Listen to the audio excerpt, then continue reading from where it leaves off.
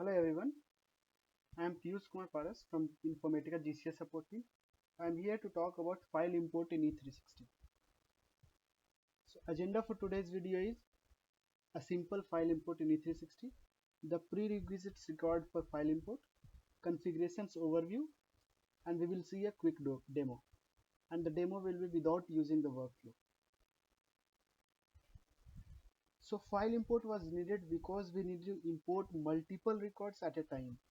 This feature was not available. This feature was not available in E360 previously, but it was available in IDD application as well as C360 application. So here an user is given a choice to import the file using a workflow or without using a workflow. So what is the prerequisites for file import? First of all, we need to know the business use case for the file import. Like if we need a simple file import or a file import with workflow. The second thing is MDM schema and a provisioning application should be available. CMX server properties file should be amended accordingly. And there are few properties in Hub console which needs to be triggered.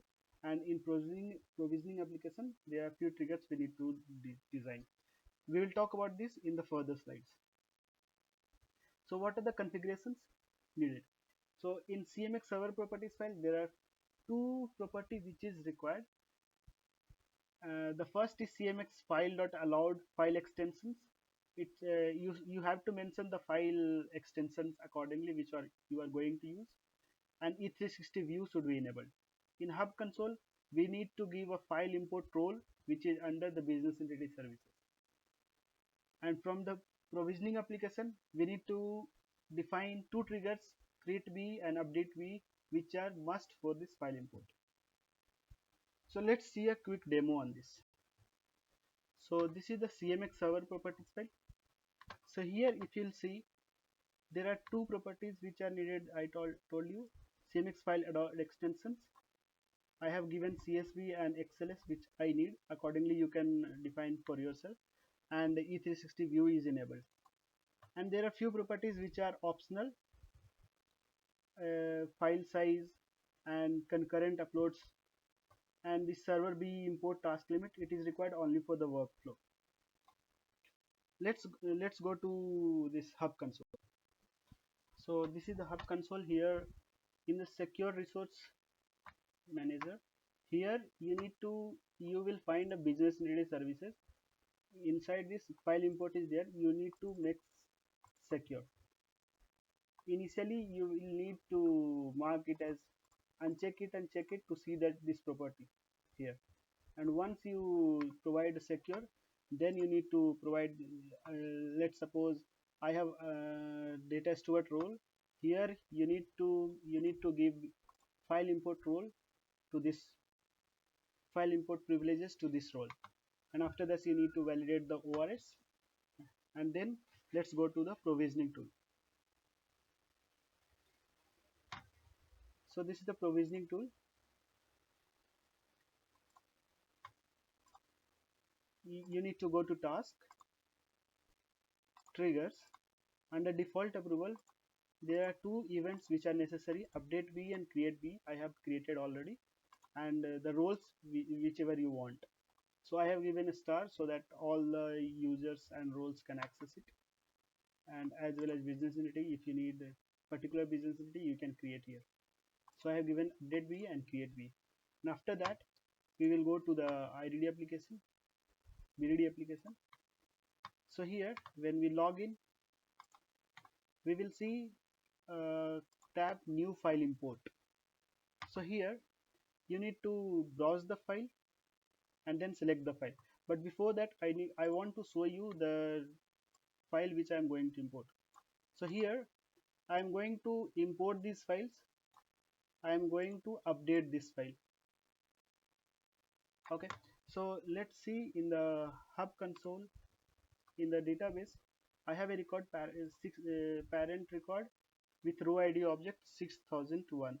So I have given 6001, and the name here is, if you'll see, the name is Piyush. So I am updating it with Piyush Paras. And let's update a grandchild record also for this. So in the grand child record, the country is India, the row ID object is 6001.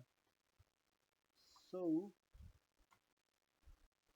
6001, and I will update it with INV. Let's proceed for our demo. I will browse the file, select the file. I can see the file here, India, Bangalore city and place. Okay, so here, here you can select the sheet where you want to import, and headers, all those things, regional setting, the date column, date pattern. You have separator if you are importing from a CSV file. Then you need to click next, and after that, so here you will see, so here is the values, these are the header values and these are the values for those headers, and system will suggest mapping. This mapping is based on the header files and the field name, column name. So you should check the mappings before proceeding, because it is not so accurate. This mapping was introduced mainly to select the previous mappings. Let's accept it. And then here is one more thing. You can, if you want to import in multiple business entity, then you can add the business entity. You can select the business entity and you can do the mappings of both of them. But here I have only one, so I am just doing for parent view. Let's select it, and then here you need to map the this values. So like let me delete one. So like p name, it is not that, this p name is the column name and this p name is the header name from the Excel sheet. So I need to map this p name to parent name. So I'll just drag and drop it. And row ID object I have mapped with row ID object.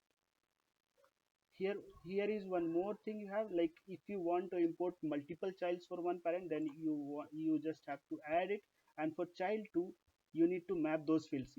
I don't have currently, I don't have child 2 fields, but you can map those fields also. Like if I want this field, I can just drag and drop it. I can map here also, but I don't want a second child, so here I'll delete. So and for that, in that way only, grandchild also you can add multiple grandchild. So here you can save this mapping from here, going there, add it, give it some name, save it. So basically, when you want to do the second time file import, you don't need to map these fields again. You can just select it, use the same mapping, and you can just select the mapping and click OK. Then it will map those things. After that, you need there is one more value, one more technique here.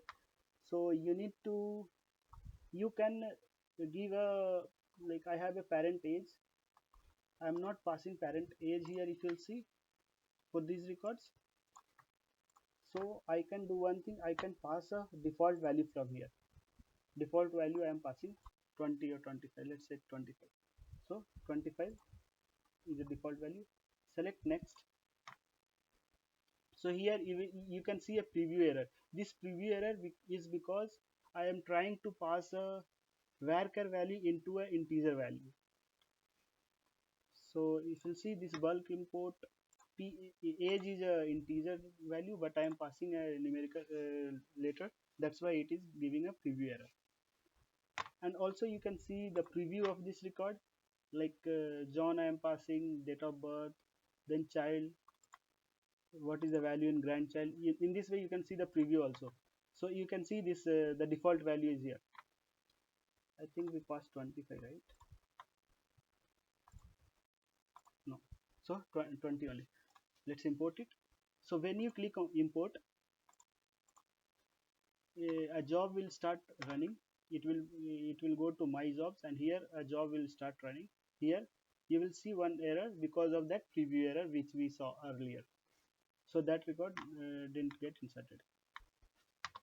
So here let's see the record get updated or not. So see, I was trying to update Piyush to Piyush Paras, it got updated, and those new records got inserted. You can see that timestamp, last updated. So that's it guys for file import, basic file import. Let's see what we learned today. So let's summarize. We learned the file import feature is introduced in 10.4 version. We can import multiple records using the file import feature, just like bulk import in IDD and file import in C360. Configuration required for file import we saw, and we saw a quick demo. We will see file import with workflow in another video. The references or documents or KV articles you can refer for this currently is MDM configuration guide, E360 guide, and provisioning guide. If you would love to hear from you, you can tweet us on our Twitter handle, twitter.com/infasupport, or you can mail us directly at supportvideo@informatica.com. Thank you.